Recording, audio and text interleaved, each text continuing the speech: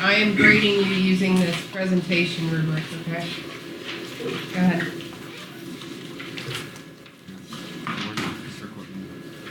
So I did the Luba peoples, tribal information. The Luba peoples were also known as the Baluba. They were a large group from Central Africa that spoke the language of Bantu, which was a widely spoken language for indigenous cultures in that area of Africa.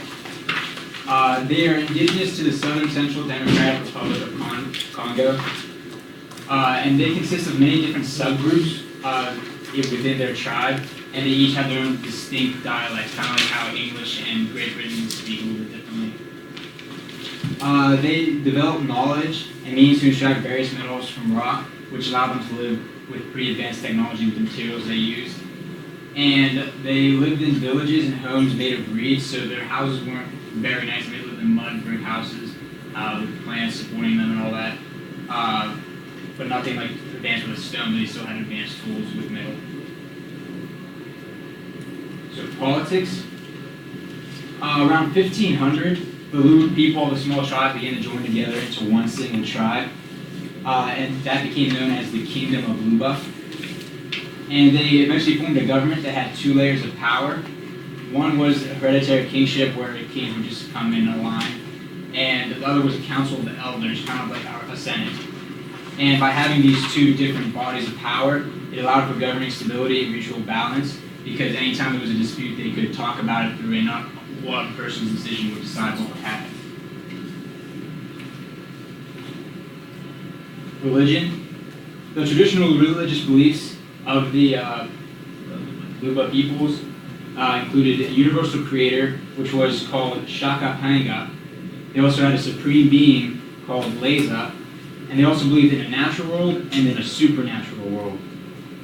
The supernatural world is where the spirits live and where good people went in the afterlife, so kind of like our heaven, and all the bad people, they just would disappear.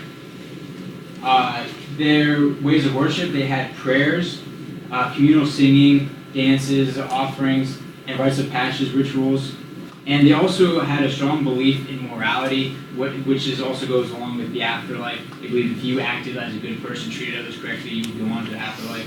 So whenever Christians from Europe came over to convert them, they actually respected the Luba religion very much because of this morality. History. The Luba people settled around the Pemba Depression by the middle of the 5th century. They were an advanced Iron Age society, like I said before, because they had all the metals around them. They were very good at extracting it, so their technology was very advanced. The culture survived and remained stable for several centuries. It lasted over 1,000 years, so they were in about 1500s whenever they all joined together and became one big kingdom. They crafted pottery utensils in their early years, and historians were very amazed by the pottery they created because it was very eloquent, very detailed. They began to use copper after the 8th century in place of iron because it was a more advanced metal and they learned how to work with it more.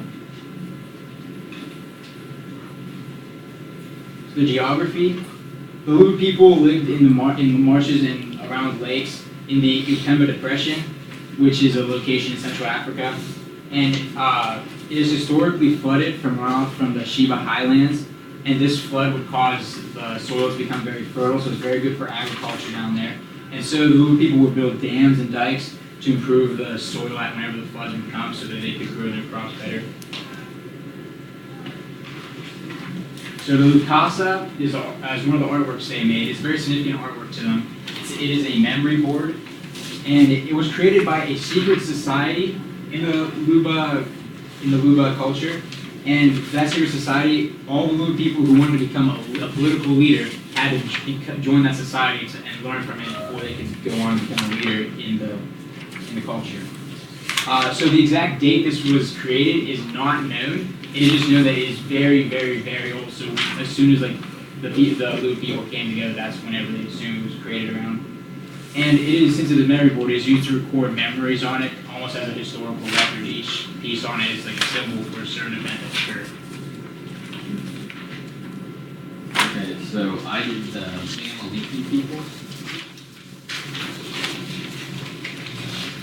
The Mamaliki, they're in Cameroon, but mostly West Cameroon.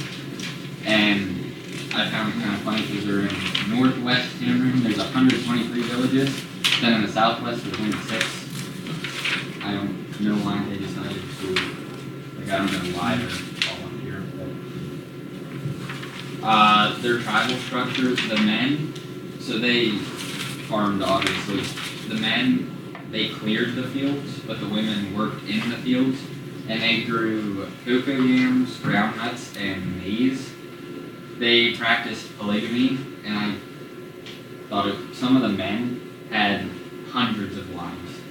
It's ridiculous. And part of that polygamy, they had inheritance customs, and like it was so in depth with the inheritance customs that the eldest son would receive the father's wives.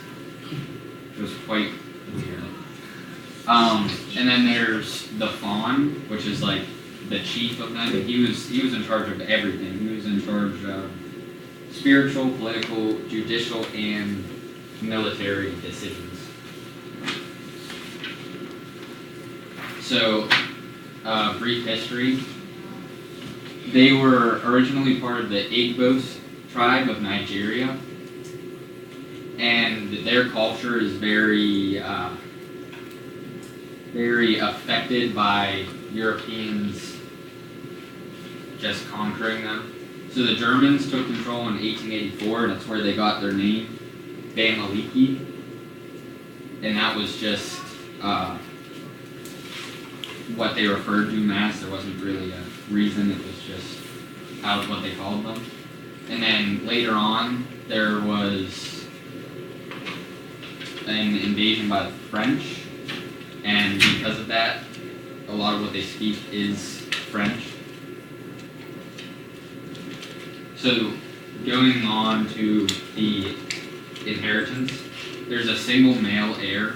So, like, if you were a woman or you weren't the eldest, it wasn't always that the eldest son got the heir, but most of the time he did, then you had to, start working and make a life for yourself.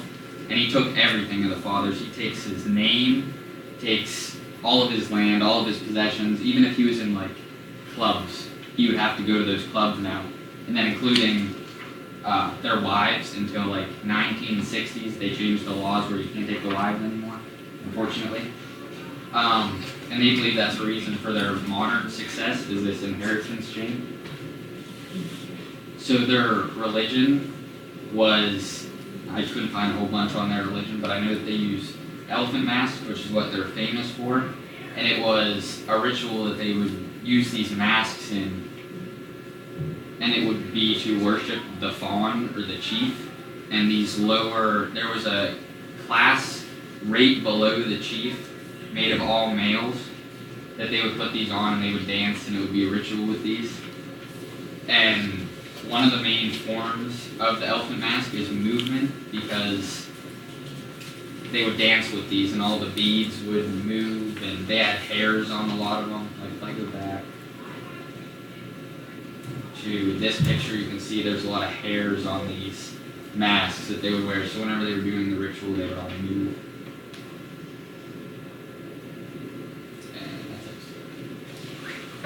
Any questions?